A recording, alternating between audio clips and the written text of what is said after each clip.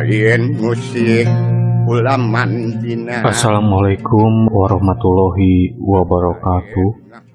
Sampurasun, Shalom, salam sejahtera bagi kita semua. Om Swastiastu, Namo Buddhaya, salam kebajikan. Bagaimana kabar kalian semua guys? Semoga sehat-sehat ya. Tetap patuhi protokol kesehatan ya guys. Pakai masker, jauhi kerumunan, sering mencuci tangan dengan sabun di air yang mengalir. Balik lagi dengan saya, Sufi, kurator dari podcast Dosis Horor.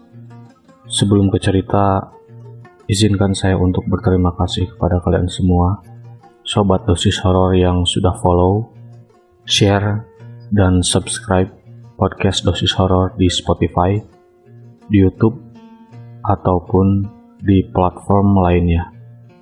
Dukungan kalian sangat berarti bagi kami.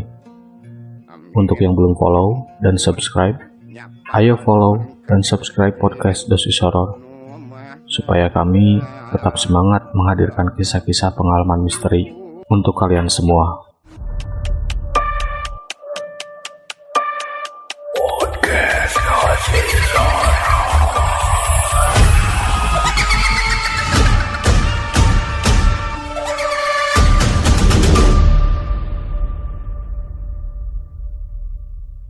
Kali ini cerita dari Mas Dion.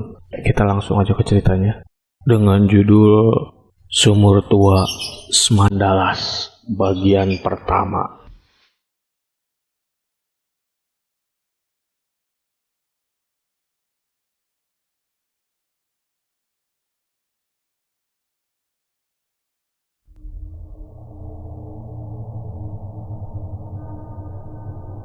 Salah satu di antara kalian harus menemaniku di sumur itu. Perjanjian itu telah kalian langgar, maka tiap tahun harus ada siswa yang menjadi istriku. Billy terus meronta, menendang, menghardik siapapun yang mencoba memegangi tubuhnya. Teman-teman sekelas Billy terlihat panik. Entah dari mana datangnya dan siapa yang mengundang. Tiba-tiba pria berbaju hitam, memakai belangkon hitam, khas Jogja, datang membawa air dalam bejana. Pria berbaju hitam dan belangkon hitam menyemburkan air ke muka Billy. Setelah sebelumnya berkomat kamit singkat.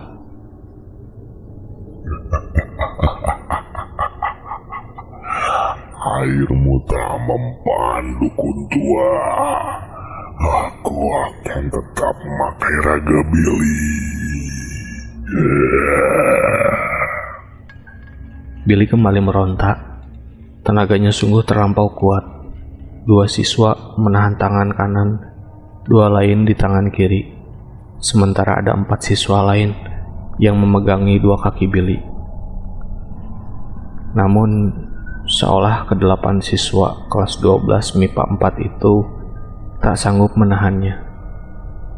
Pria berbaju dan belangkon hitam pun entah kapan tiba-tiba tak ada lagi di sekitar Billy. "Cepat, panggil Pak Ahmad," sahut Doni, pria bertubuh paling besar yang sedari tadi memegangi tangan kanan Billy. Siswa laki-laki saja yang berani memegangi Billy, sementara siswa perempuan mengintip dari dalam ruangan kelas.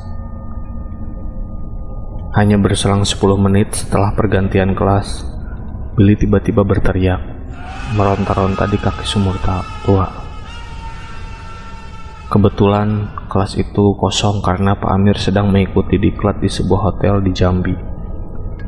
Entah mengapa, sekolah hari itu sangat sepi. Kelas sebelah tertutup rapat karena sedang praktek pengambilan nilai sepak bola. Sementara ruang multimedia juga terlihat kosong. Siswa kelas 12 IPA 5 di sebelah multimedia pun tampaknya mereka belajar di labor kimia. Kelas lain jaraknya lumayan jauh sehingga tak akan melihat atau mendengar teriakan Billy yang sebenarnya lumayan keras. Tinggal Uni kantin yang kelihatan takut dan tak berani mendekat. Pak Ahmad tidak ada. Guru piket hanya ada Bu Ratih. Sementara di ruang atas juga hanya ada Bu Dini dan Bu Yeni. Rudi tergopoh-gopoh, berlarian mencari Pak Ahmad, guru agama Islam. Atau setidaknya guru lelaki lain yang dapat memberi solusi pada kasus kesurupan Billy. Suasana semakin mencekam. Billy terus meronta sembari mengucapkan umpatan-umpatan tak beretika. Matanya melotot, terkadang mulutnya menjemurkan liur berbau anyir seperti telur. Hari yang mendung menambah suasana horor pagi itu. Padahal tadi setelah pelajaran pertama usai, Billy terlihat biasa saja. Terakhir kali ia duduk sendirian di atas lingkaran semen sumur tua. Sumur tua itu tepat berada di sisi kelas 12 IPA 4. Besar dan menganga. Entah mengapa pihak sekolah tidak menutup sumur tersebut. Padahal salah-salah dapat membahayakan siswa. Hanya genangan, sisa-sisa air, dan tumpukan sampah. Dan terkadang ada binatang yang tak sengaja terjerembab dalam sumur.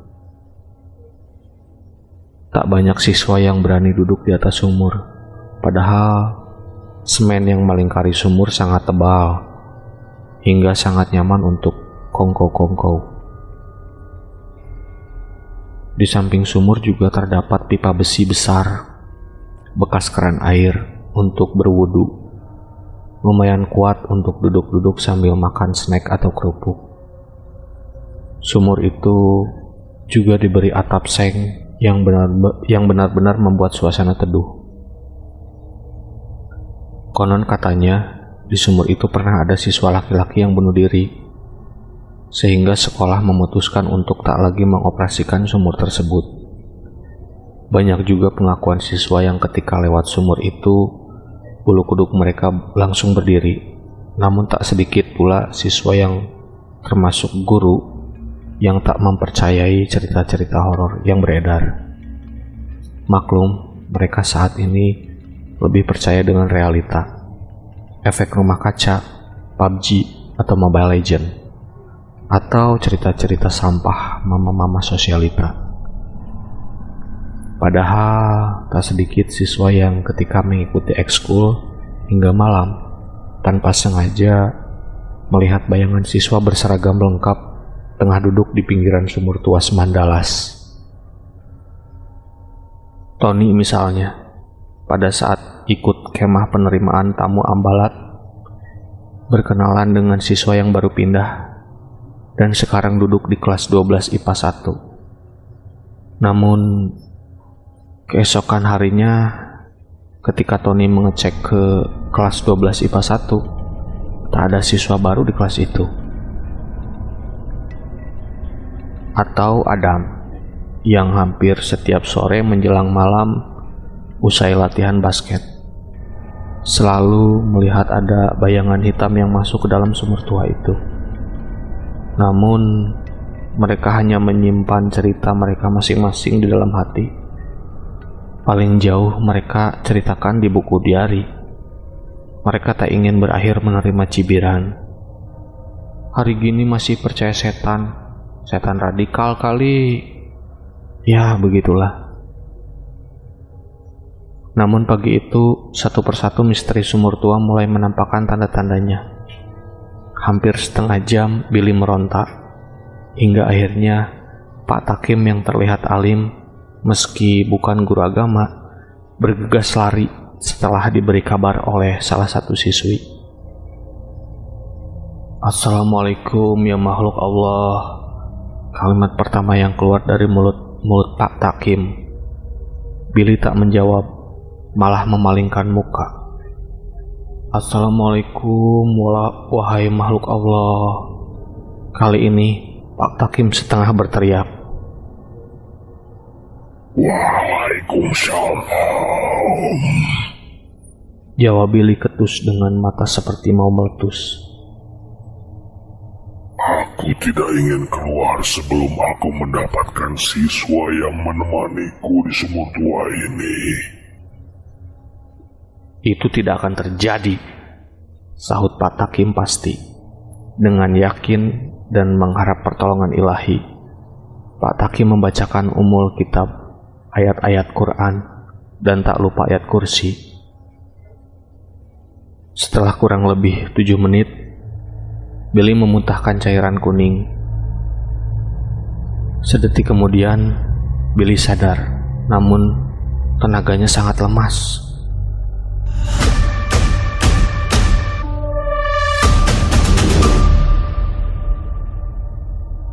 Setahun setelah kasus Billy, Semandalas terlihat seperti biasa. Hanya saja sumur tua itu tetap di sana, menganga dan tak terjaga.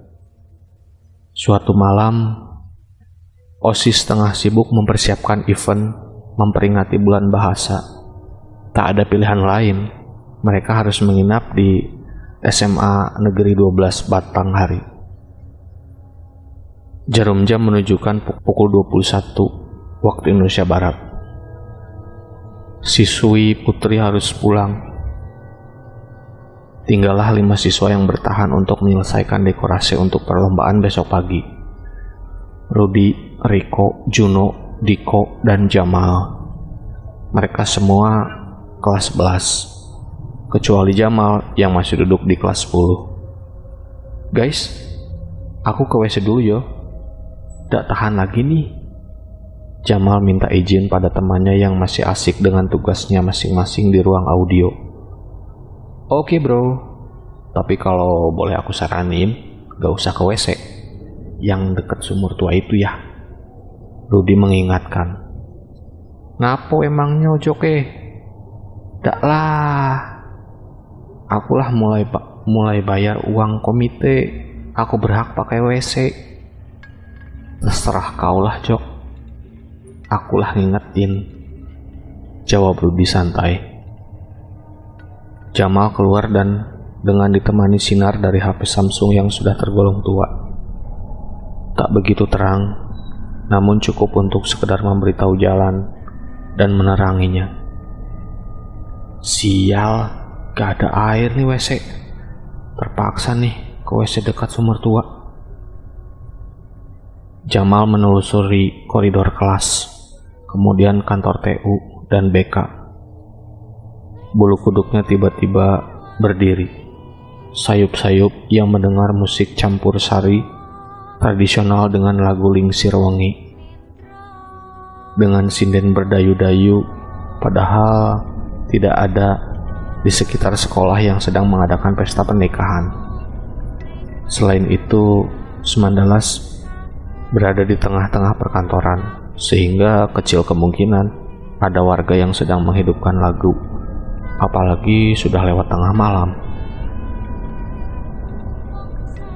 Malam itu mencekam ketika tak seperti biasa Jamal mendengar lolongan anjing yang silih berganti dan bersahutan. Ia melirik jam di ponselnya. Pukul 1 pagi. Gedubrak. Pintu kelas 12 IPS 2 tiba-tiba saja berbunyi. Paling-paling juga kucing. Jamal menghibur dirinya sendiri. Padahal ia sudah mulai merinding dan keluar keringat dingin. Namun tak mungkin ia tak membuang hajatnya. Jamal meneruskan langkahnya. Tiba-tiba ia dikejutkan dengan sosok bayangan hitam. Lalu kursi dan meja kelas 12 IPA 6 bergerak-gerak sendiri. Astagfirullahaladzim. Spontan kalimat itu keluar. Padahal selama ini Jamal jarang sekali sholat 5 waktu. Sejak SMP ia sudah sering kongkow-kongkow. Merokok bukan lagi asing baginya. Bahkan anting sebelah kanannya baru saja ia copot ketika masuk di Semandalas. Jamal masih terus memberanikan diri. Entah dari mana asalnya, namun tiba-tiba angin berhembus keras menampar dari belakang, hingga Jamal jatuh tersungkur. HP-nya terlempar. Dengan merangkak ia mencoba meraih HP, satu-satunya sumber cahaya. Namun kakinya berat, tangannya pun seperti terkunci. Jamal terus memaksa untuk bergerak. Hampir saja ia meraih HP itu. Namun HP Jamal bergerak sendiri. Seperti ada yang menarik. HP itu berpindah tempat di kaki sumur tua. Tolong! Tolong! Jamal berteriak sekuat dan sekencang-kencangnya. Namun, seolah ia sedang berada di ruang kedap suara. Ia menyesal karena tak mengindahkan pesan Rudy. Kakinya masih kaku, tangannya lemas. Ia pucat pasi. Tiba-tiba dalam keadaan yang menakutkan itu, muncullah siswa lengkap dengan seragam sekolahnya. Ada yang bisa dibantu, Bang? Mulut Jamal terkunci. Bukannya ia bahagia, namun ia takut bukan kepalang. Ternyata cerita yang selama ini beredar benar adanya. Inilah jin jahat yang selama ini menjadi buah bibir di sekolah ini. Dalam gelap dan sedikit cahaya HP yang tergeletak di tanah, Jamal dapat melihat wajah siswa itu. Mukanya pucat, pelipis kiri mengeluarkan darah. Siswa itu bau anyir, seanyir-anyirnya. Bunyi lolongan anjing tak berhenti bersahutan. Pintu kelas 12 IPA 4 pun membuka dan menutup secara bergantian. Siswa berpakaian lengkap itu meraih tangan Jamal hingga mereka berdiri berhadap-hadapan. Selamat datang di Sumur Semandalas. Siswa berpakaian sekolah lengkap itu ingin menjabat tangan Jamal. Jangan ganggu aku, jangan. Jamal ketakutan dengan sisa tenaga yang ia punya. Ia menghindar, mundur, dan tragis, Jamal terperosok ke dalam sumur tua. Bersambung. Alright, wow, ceritanya mantap banget ya. Gak sabar pengen bacain cerita yang bagian part 2. Oke, stay safe guys, dan sampai ketemu lagi di kesempatan berikutnya. Salam merinding disco, bye.